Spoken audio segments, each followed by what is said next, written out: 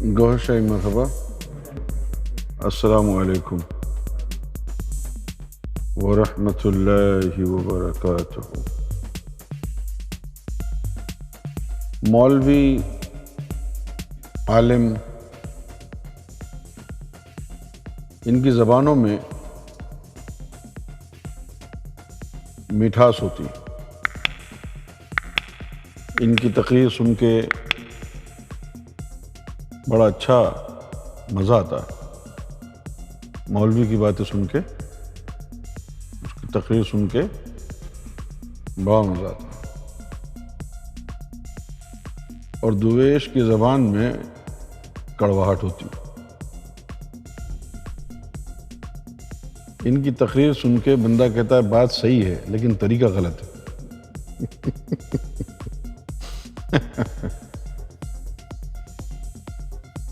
ایک طرف تو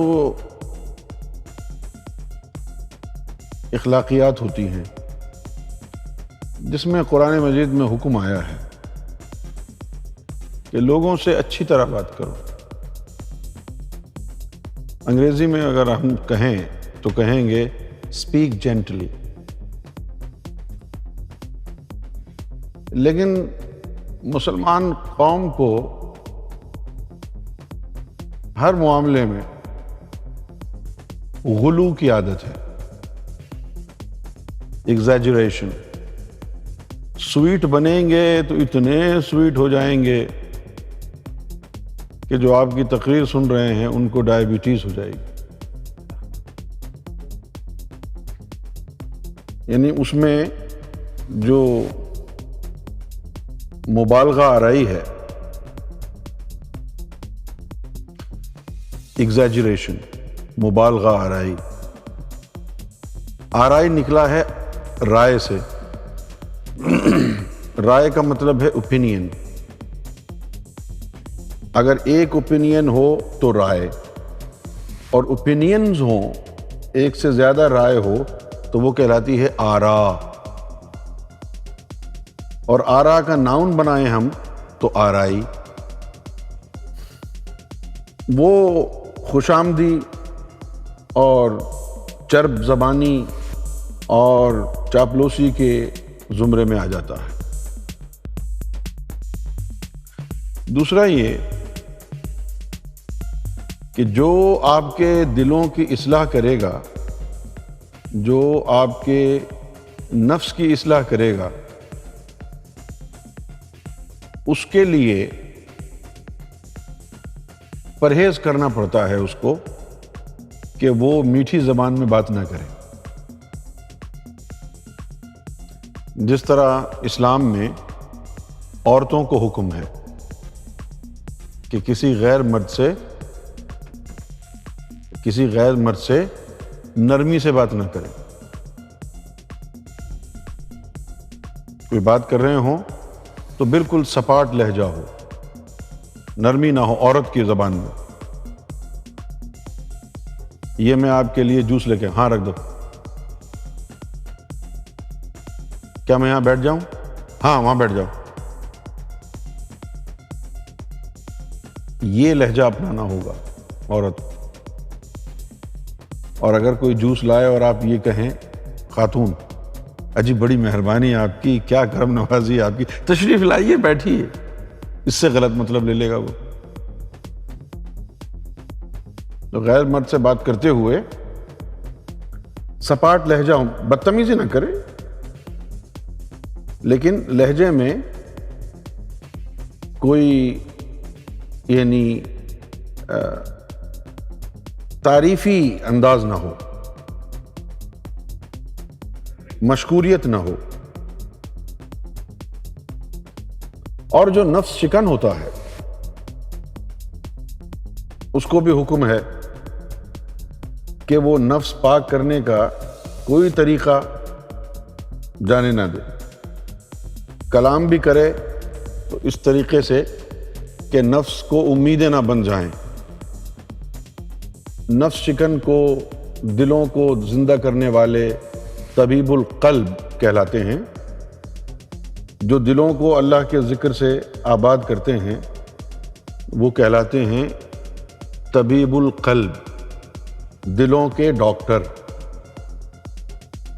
کیا کہلاتے ہیں؟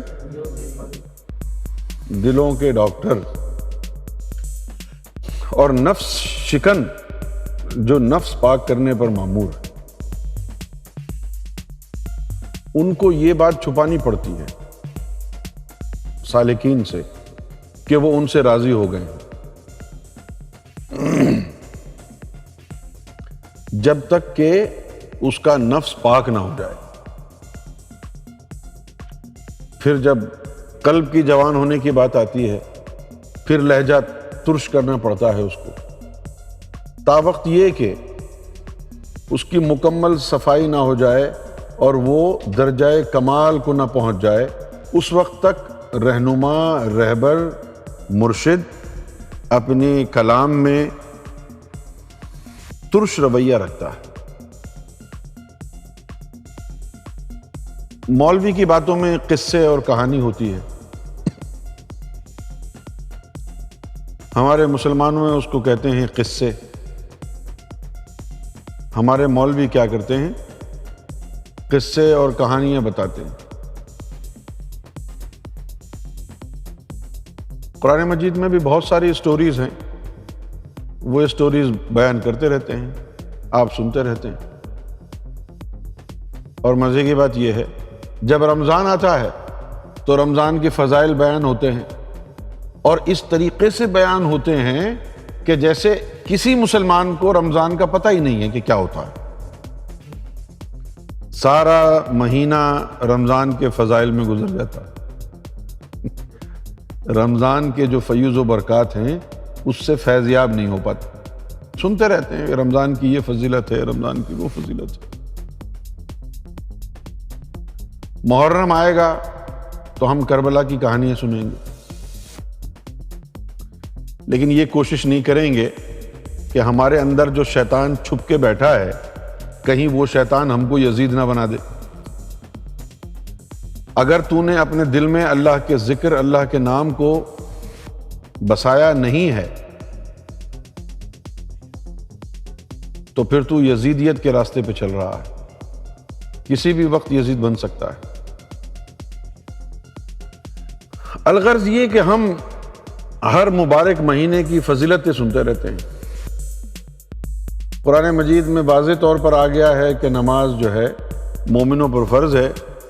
اس کے باوجود بھی چاہتے ہیں کہ ہر مقرر، ہر مذہبی اسکالر نماز کی اہمیت کے اوپر روشنی ڈالے. اللہ تعالیٰ نے جو فرض کی ہے نماز، ان کو شاید یقین ہی نہیں ہے. بھئی آپ تھوڑا سا فضیلت بیان کریں. بھئی اللہ نے بول دیا نا نماز فرض ہو گئی ہے، اب بار بار ان چیزوں میں الجھنے کی کیا ضرورت ہے؟ اب رمضان کا مہینہ آ گیا ہے، کل پہلا رمضان ہے. اس وقت زور اس بات پر ہے کہ تمام دوستوں کو، تمام رشتہ داروں کو رمضان المبارک کی آمد کی خوشی میں سنیپ چیٹ کے ذریعے، واٹس ایپ کے ذریعے، فیس بک کے ذریعے رمضان المبارک کا اسٹیکر بھیجا جائے. بسی پہ لگے ہوئے ہیں. پھر زور اس بات پر ہوگا کہ گھر میں ہر قسم کا جو ہے پکوان ملنا چاہیے وقت سحور، سحری کے وقت. یہ بھی ہو، وہ بھی ہو، کیا کیا رہ گیا ہے، کیا کیا لانا ہے. اس کے بعد افطار کے موقع پر کیا کھانا ہے. پھر جب روزہ کھلنے سے 1 گھنٹے پہلے 1 گھنٹہ رہ جائے گا تو سارا افطاری کا سامان ٹیبل پہ رکھ کے اس کو تکتے رہیں گے. رمضان صرف سحری کرنا اور افطار کرنے کا نام نہیں ہے. رمضان صرف اس بات کا نام نہیں ہے کہ آپ اپنے پیٹ کو، اپنے شکم کو غذا سے 15، 16، 17 یا 18 گھنٹے کے لیے دور رکھیں. رمضان کا مطلب یہ ہے کہ آپ وہ تمام چیزیں، تمام لوازمات بروئے کار لائیں کہ جس سے آپ کے نفس میں پاکیزگی آئے. کیا خیال ہے؟ جس سے آپ کے نفس میں پاکیزگی آئے، طہارت آئے. یہ بڑا ضروری ہے.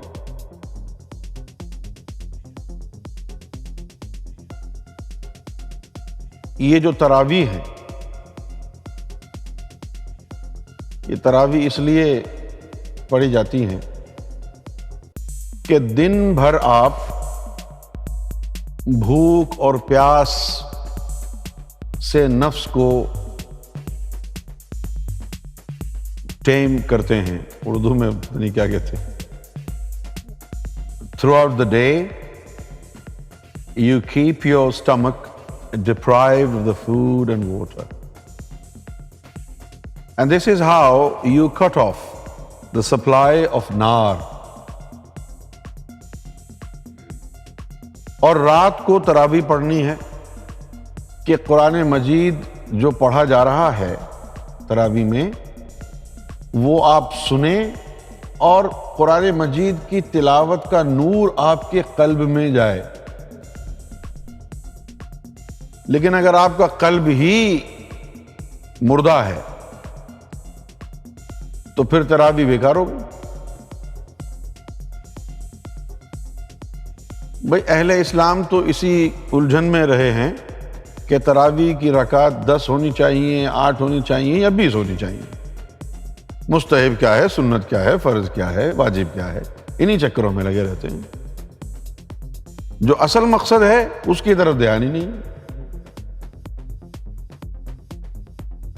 کوئی یہ آپ کو بتاتا ہی نہیں ہے. نماز ایک عظیم ترین عبادت ہے. روزہ ایک انتہائی اہم، انتہائی نازک، انتہائی اہم ایک فریضہ ہے جو کہ اللہ کی طرف سے عطا ہے آپ کے لیے کہ اس کے ذریعے آپ تقوی حاصل کر لیں. تھوڑا بہت ایک مہینے میں تقوی حاصل ہوتا نہیں ہے، یعنی قابل تشفی تقوی ایک مہینے کے مجاہدے سے، ایک مہینے کی بھوک اور پیاس سے اتنا تقوی حاصل نہیں ہوتا ہے کہ آپ متقی بن جائیں. لا حول ولا قوت، ایسا سوچئے گا بھی مت. اللہ تعالیٰ آپ کو تزکیہ نفس کا ایک فلیور دینا چاہ رہا ہے ہر سال، کہ کسی سال یہ کنونس ہو جائے کہ یار یہ کام جو ادھورا چھوڑ دیتا ہوں میں، ایک مہینے تک نفس کا تزکیہ کرتا ہوں، ایک مہینے بعد چھٹی ہو جاتی ہے، تو چلو میں اب اس کا مکمل تزکیہ کرنے کا سوچ لوں. لیکن آپ کو خیال ہی نہیں آتا.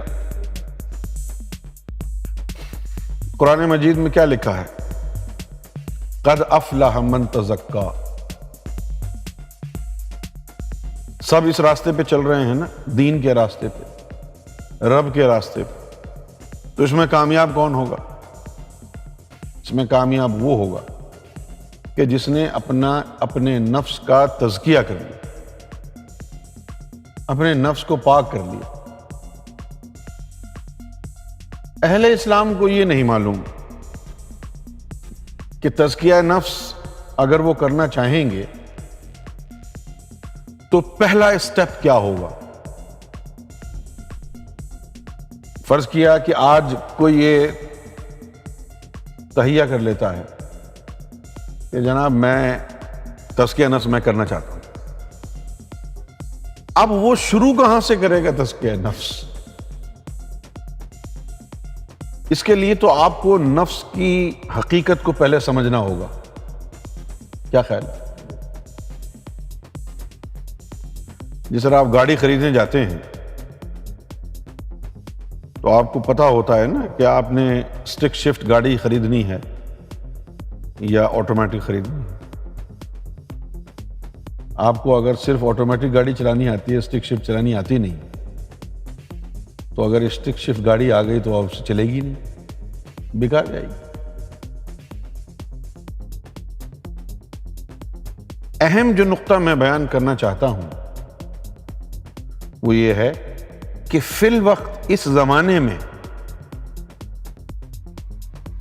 بغیر ذکر قلب کے تزکیہ نفس کی ابتدا ممکن نہیں ہے.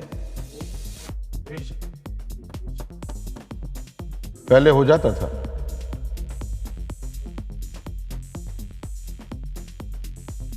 آپ سمجھ رہے ہیں میری بات یا نہیں؟ اب آپ پوچھئے کہ بھئی کیوں نہیں ہے؟ اس زمانے میں کیا چاند سورج بدل گئے ہیں؟ ہوا بدل گئی ہے؟ کیا بدلا ہے جو اب ممکن نہیں ہے؟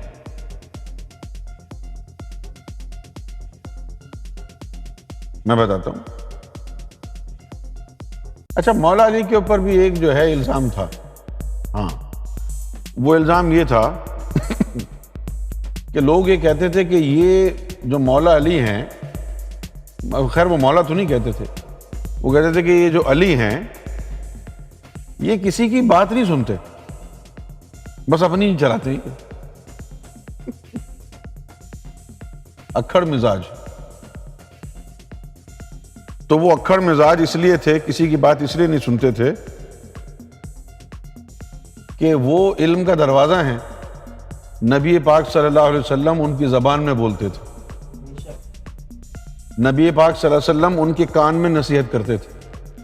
اب جب نبی کریم صلی اللہ علیہ وسلم ہر وقت ان کی تعلیم کے لیے، نصیحت کے لیے ہمہ وقت موجود ہیں، تو ان کو کسی اور کی بات کیا سننی ہے؟ کیوں جی؟ اسی طرح ہماری ہدایت کے لیے بھی سرکار گوھر شاہی موجود ہے. اس لیے ہم بھی کسی کی بات نہیں سنتے، کیونکہ ہم سرکار گوھر شاہی کو سن رہے ہیں. اس نے کیا کہا، اس نے کیا کہا، ہمیں اس سے کیا غرض ہے؟ ہمیں اس کی سننی ہے جس نے ہمیں بٹھایا ہے. اب اس بیہیویئر کو اگر آپ غلط ٹرانسلیٹ کریں گے تو پھر وہ آپ کا اپنا قصور ہے. سمجھ گئے؟ ایک عام مسلمان اور ایک تصوف کو سمجھنے والے مسلمان میں زمین آسمان کا فرق ہے. جو مسلمان تصوف سے شناسائی رکھتا ہے، ولیوں کو جانتا مانتا ہے، صوفیوں کو جانتا مانتا ہے، اس کو پتا ہے کہ جب کوئی صوفی بولتا ہے، گفتگو کرتا ہے، تو اس کے سامنے جو اکتساب فیض کے لیے لوگ موجود بیٹھے ہیں، وہ اس کی ہر بات پر چھینکتا بھی ہے تو سبحان اللہ کہتے ہیں. لیکن جو صوفی نہیں ہیں، جو تصوف سے واقف نہیں ہیں، جو صوفیہ سے واقف نہیں ہیں، جب وہ یہ منظر دیکھتے ہیں تو وہ کہتے ہیں جی کیا ہو گیا، یہ انہوں نے چھینک ماری، یہ سب سبحان اللہ کہہ رہے ہیں، اس میں سبحان اللہ والی کیا بات؟ وہ لوگ اس لیے سمجھ نہیں پاتے کہ وہ صوفی کو جانتے نہیں. صوفی کے لیے ان لوگوں کے دلوں میں بڑا احترام، بڑی عزت ہوتی ہے جو اس سے فیض حاصل کرتے ہیں.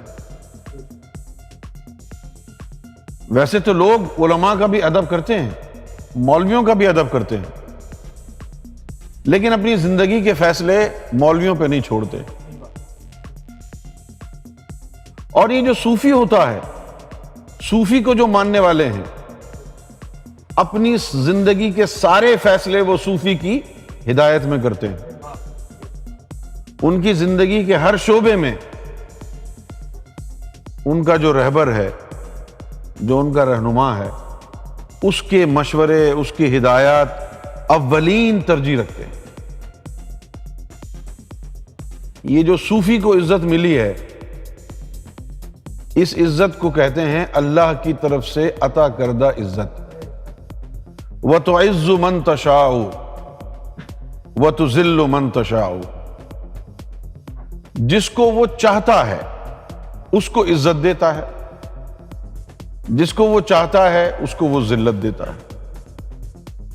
عزت کیا ہے؟ کہ کسی کو اللہ اپنی نسبت، اپنا قرب، اپنی محبت عطا فرما دے، اور وہ بندہ بولے تو اس کے منہ میں رب بولے، وہ بندہ چلے تو فاصلہ رب طے کرتا ہو، اس بندے کے ہاتھوں میں رب کی قوت آ جائے، پکڑے صوفی تو گرفت اللہ کی ہو جائے. اس کو کہتے ہیں وَتُعِزُّ مَن تَشَاءُ. کہ یہ عزت اللہ نے دی. سمجھ گئے آپ؟ اچھا، اب رمضان کے حوالے سے جو میں کہہ رہا تھا، کہاں چھوڑی تھی بات؟ تزکیہ نفس پر. تو تزکیہ نفس جو ہے اس زمانے میں اس لیے ممکن نہیں ہے بغیر ذکر قلب کے کہ جس طرح اس دنیا میں انسان آباد ہیں اسی طرح جنات بھی آباد ہیں. ہے کہ نہیں؟ آپ کا یقین ہے کہ نہیں؟ قرآن مجید میں پوری ایک سورت ہے، اس کا نام سورہ جن ہے. اگر اب بھی آپ کو سمجھ میں نہیں آتا کہ یہاں جنات رہتے ہیں تو پھر آپ کو جو ہے وہ یعنی دماغ کا علاج کرانا ہوگا. اچھا، اب یہ سن لیں آپ، اس دنیا میں کتنے انسان رہتے ہوں گے؟ کئی بلین. میرا خیال ہے کہ چائنا کی جو پاپولیشن ہے وہی 1 بلین سے زیادہ ہے، اور جو انڈیا کی پاپولیشن ہے وہ بھی 1 بلین سے زیادہ ہے. تو 2.5-2.5 بلین انسان تو ان 2 دیشوں میں ہی رہتے ہیں. تو کتنے انسان رہتے ہوں گے؟ اچھا، انسان کے ہاں عمومی طور پر 9 مہینے میں ایک بچہ پیدا ہوتا ہے. کتنے مہینے میں؟ اور اگر 3 یا 4 ہو جائیں ایک وقت میں تو اخبار میں آ جاتا ہے. لیکن عمومی طور پر ایک بچہ پیدا ہوتا ہے. ہو سکتا ہے کوئی 10 واردات ہوں تو اس میں 10 میں سے کوئی ایک ٹوینز ہو. 9 مہینے میں ایک بچہ.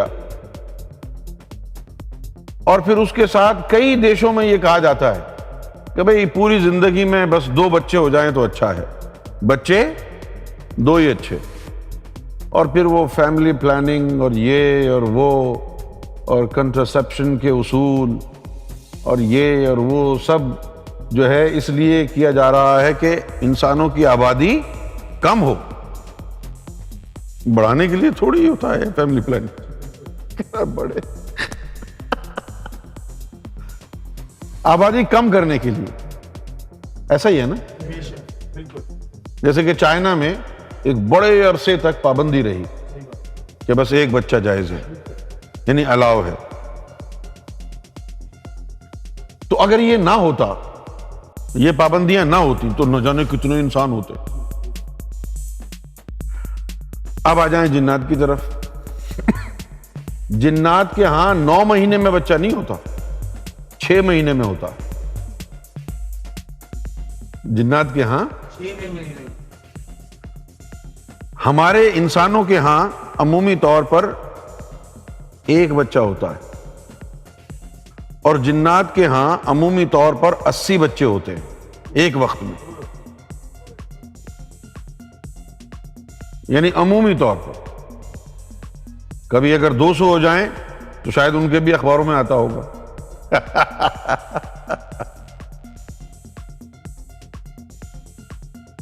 اچھا، دوسری بات کہ ان کے ہاں فیملی پلاننگ کا کوئی کانسیپٹ نہیں.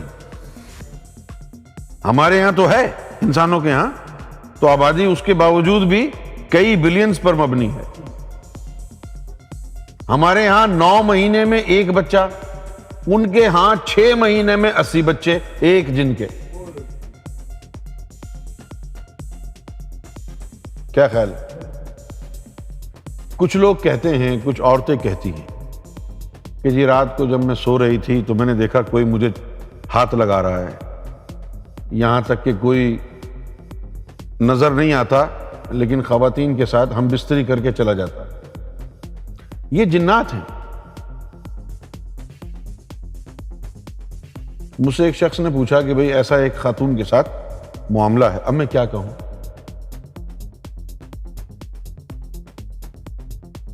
کیا کہیں گے؟ اب تم تو مسلمان ہو، تمہارے ساتھ ایک شیطان جن آ کے یہ معاملہ کر جائے، تمہارا اسلام کہاں گیا؟ تمہارے سینے میں تو نور تھا نا، کیا ہوا اس کا؟ کوئی جن تمہارے اندر تب ہی داخل ہوگا جب تمہارے سینے میں نور نہیں ہوگا. جب تمہارے سینے میں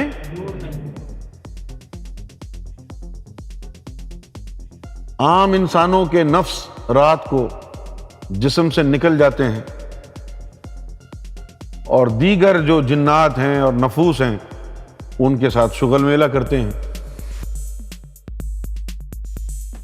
فرض کیا آپ کوئی عورت ہیں، آپ کے جسم سے لطیفہ نفس رات کو نکل گیا، نہ جانے کہاں کہاں ہو کے آیا، نہ جانے کس کس سے دوستیاں کی، آپ کو تو پتہ ہی نہیں چلا. نفس باہر نکل کے جا کے نہ جانے کس کس کے ساتھ کیا کیا کر کے آ گیا، آپ کو پتہ ہی نہیں چلا. جب اس جن نے تمہارے نفس سے ملنے کے لیے رجوع کیا اور وہ تمہارا نفس تمہارے جسم میں ہی تھا، اس وقت پھر اس نے ہم بستری کی، صحبت کی، تو پھر آپ کے جسم کو محسوس ہوا اور آپ پریشان ہونے لگے. یہی کام ہم بستری کا جب وہ نفس نکل کے جسم سے باہر کر کے آتا تھا تو آپ کو پتہ نہیں چلتا تھا. اب کسی دن نفس نکل کے نہیں گیا تو وہ دوست جن یہاں پہنچ گیا تمہارے گھر اور تمہارے ساتھ وہ معاملہ کیا. نفس نے معاملہ بھی کر لیا، چونکہ نفس تمہارے جسم کے اندر اس وقت موجود تھا، اس لیے اب تمہیں محسوس ہو رہا ہے کہ کوئی مجھے ہاتھ لگا رہا. اس کی روک تھام کا صرف ایک ہی ذریعہ ہے کہ قلب میں نور آ جائے، نفس کو پاک کرنا شروع کر دو. اس کے بغیر کوئی اس کا طریقہ نہیں. تو انسانوں کے ہاں 9 مہینے میں ایک بچہ پیدا ہوتا ہے اور جنات کے ہاں 6 مہینے میں. انسانوں کے ہاں 9 مہینے میں ایک بچہ اور جنات کے ہاں 6 مہینے میں 80 بچے. تو کتنی تعداد ان کی بڑھ گئی ہوگی؟ کیا خیال ہے؟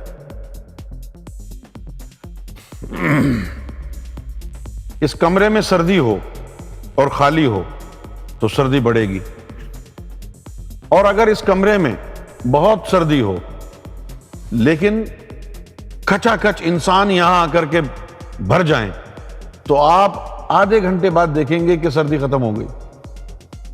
جسموں کی جو حرارت ہوگی، گرمی ہوگی، اس سے ماحول گرم ہو جائے گا. سمجھ گئے آپ؟ اسی طرح جنات ہیں. صرف جنات کے ہونے کی وجہ سے ماحول میں کتنی نار ہوگی، ذرا تصور کریں. صرف یہی تناسب لے لیں فوری طور پر کہ ایک انسان کے اوپر 80 جن ہیں. حالانکہ ایسا ہے نہیں، ریشو کہیں زیادہ ہے، اس سے ریشو کہیں زیادہ ہے اس سے. جس طرح یہ ہماری یہ جو سسٹم ہے، انوائرمنٹ ہے، فضا ہے، اور اس میں جو ہوا چل رہی ہے، اس ہوا کا اگر آپ تجزیہ کریں، سائنٹیفک انالیسس کریں، تو آپ کو بہت ساری اس کے اندر چیزیں ملیں گی کہ فلاں گیس بھی ہے اس میں، فلاں گیس بھی ہے، فلاں گیس بھی ہے. اب جب آپ فارٹ کرتے ہیں تو آپ کے جسم سے کاربن ڈائی آکسائڈ نکلتا ہے، بہت کنسنٹریٹڈ ہوتا ہے. جیسے ہی آپ نے پادا، فوراً فضا میں بدبو پھیل گئی. آپ نے کھڑکی دروازے کھولے، ہوا آئی اور وہ ڈیفیوز ہو گئی، لیکن وہ ہوا میں موجود تو رہے گی. کتنے لوگ پاتے ہوں گے روزانہ، سب ہوا میں ہے نا. نہ جانے کون کون سے کیڑے ہوا میں پھر رہے ہیں، گھوم رہے ہیں.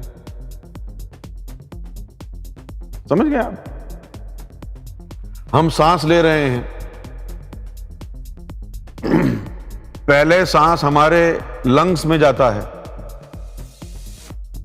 پھر لنگس میں جا کے تھوڑی دیر بعد وہ باہر آتا ہے، پھر ہم سانس لیتے ہیں، کچھ دیر وہ لنگس میں رہتا ہے، پھر وہ باہر آتا ہے۔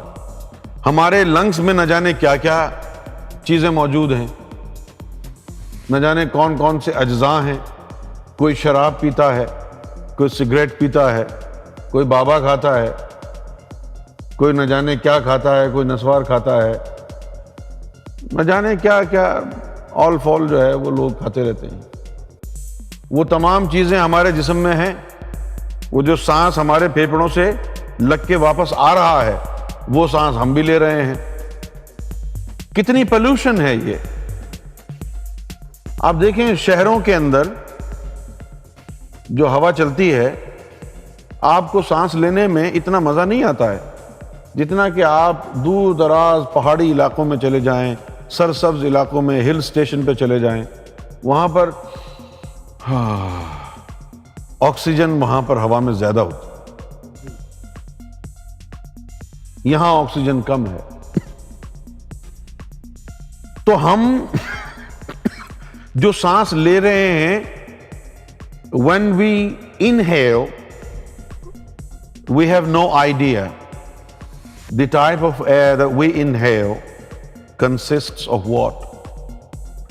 اور جب ہم ایکسہیل کرتے ہیں تو لوگوں کو نہیں پتا کہ میرے اندر سے کون سی بیماریاں اس سانس کے ذریعے باہر فضا میں گھل رہی۔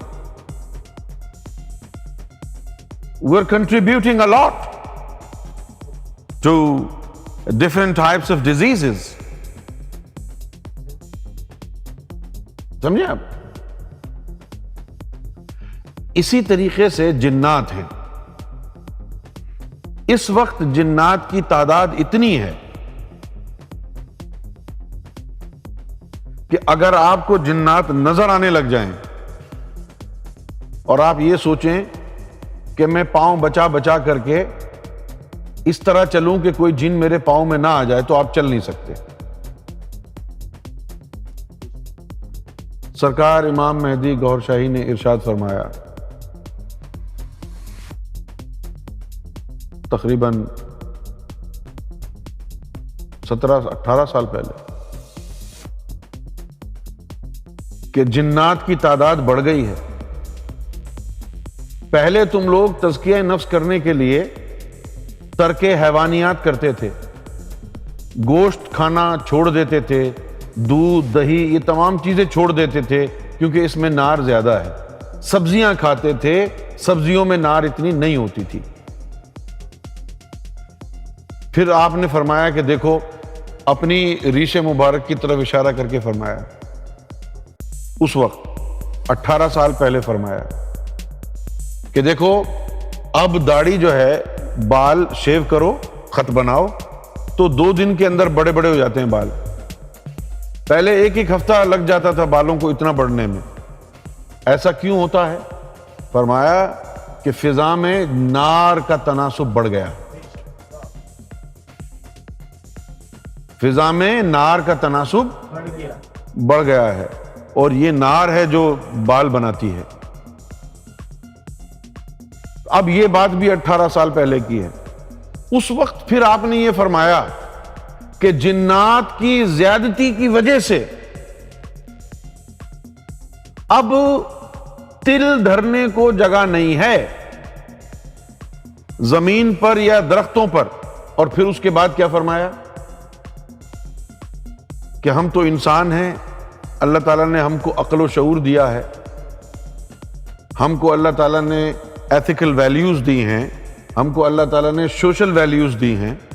ہم سمجھتے ہیں کیا ایسا ممکن ہے کہ آپ یہاں بیٹھ کے گفتگو کر رہے ہیں اور اچانک آپ کو جو ہے ٹوائلٹ جانا پڑے اور رفع حاجت محسوس ہو اور آپ یہیں بیٹھے بیٹھے ہک دیں؟ نہیں نا؟ لیکن جنات کے پاس یہ تمام چیزیں نہیں ہیں۔ جنات نے درختوں پر، پتے پتے پر وہ ہک کے چلے جاتے ہیں۔ میں آپ کو بتاؤں کہ اگر آپ کو اصل کشف مل جائے ایک تو ہمارے انجمن والوں کے پاس کشف ہے نا، کسی ایک آدھ کے پاس، تو اس نے روزی روٹی لگا لی ہے، وہ کوئی کشف نہیں ہے۔ کشف کیا ہے؟ خدا اگر دل فطرت شناس دے تجھ کو، خدا اگر دل فطرت شناس دے تجھ کو، سکوت لالا و گل سے کلام پیدا کر۔ خدا اگر تجھے دل فطرت شناس دے دے تو یہ لالا و گل، یہ درخت اور یہ پھول اور یہ ٹہنیاں اور یہ پتے جو خاموش بیٹھے ہوئے ہیں، پھر تو ان سے بات چیت کرنے لگ جائے گا۔ جب انسان کو کامل کشف عطا ہو جاتا ہے تو وہ آنکھیں بند کر کے جب دیکھتا ہے درختوں کو تو اس کو نظر آتا ہے کہ اس کے اوپر کتنے جن بیٹھے ہیں اور انہوں نے ان پر کتنی غلاظت کی ہوئی ہے۔ سمجھ گئے آپ؟ تو فرمایا کہ جنات کی زیادتی کی وجہ سے اب نار کا جو تناسب ہے گوشت اور سبزی میں برابر ہو گیا ہے۔ اور پھر فرمایا کہ اب اس دور میں 18 سال پہلے، کب؟ 18 سال پہلے فرمایا کہ اب اس دور میں نفس کا تزکیہ علاج بالغذا سے نہیں ہوگا۔ نفس کا تزکیہ کھانے پینے سے نہیں ہوگا کہ یہ چھوڑ دو اور وہ چھوڑ دو۔ نفس کا تزکیہ کھانے پینے سے نہیں ہوگا۔ تو کچھ بھی نہ کرتا رہے، نہ کرے، کوئی گناہ نہ کرے، صرف آرام سے لوگوں میں بیٹھا رہے، نہ جانے کتنے شہوت کے، ہوس کے اور بغض و عناد کے کیڑے چل کے تیرے اندر گھس جائیں گے۔ کچھ بھی نہ کرے، تو کچھ بھی نہ کرے، اور پھر اسپریچول لیبورٹریز میں تیرا جو ہے وہ ایگزامن کیا جائے تو پتہ چلے گا تو بہت بڑا زانی ہے۔ یہ زنا کے جراثیم تیرے اوپر کہاں سے آئے؟ زنا کے جراثیم اس لیے آئے کہ میں ایک بندے کے سامنے بیٹھا ہوا تھا، وہ شہوت زدہ تھا، اس کے جراثیم اڑ اڑ کے میرے پاس آ گئے۔ اب جب بغض و عناد کے، بہتان کے جراثیم، شہوت کے، ہوس کے، تکبر کے جراثیم، آپ نے وہ گناہ کیے نہیں، اس کے باوجود بھی اڑوس پڑوس سے اڑ کے آپ کے وجود کو آگے ٹکرا گئے، تو اب کیا فرق پڑتا ہے کہ آپ زانی ہیں یا نہیں؟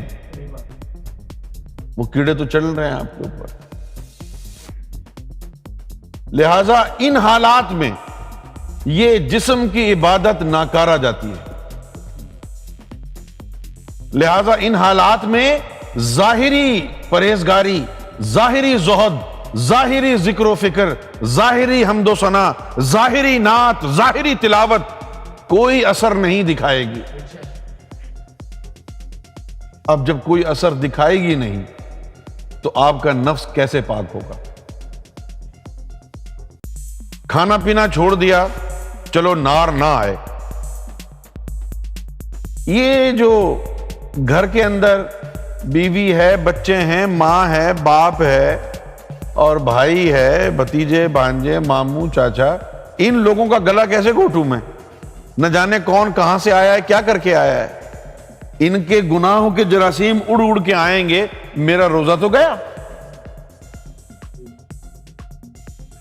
آپ نے روزہ رکھا ہوا ہے اور آپ کو کوئی شہوت کا خیال آ گیا کہ یار دیکھو کتنی اچھی عورت جا رہی ہے، کاش یہ ہو جاتا وہ ہو جاتا، اسی وقت ختم ہو گیا روزہ طریقت میں۔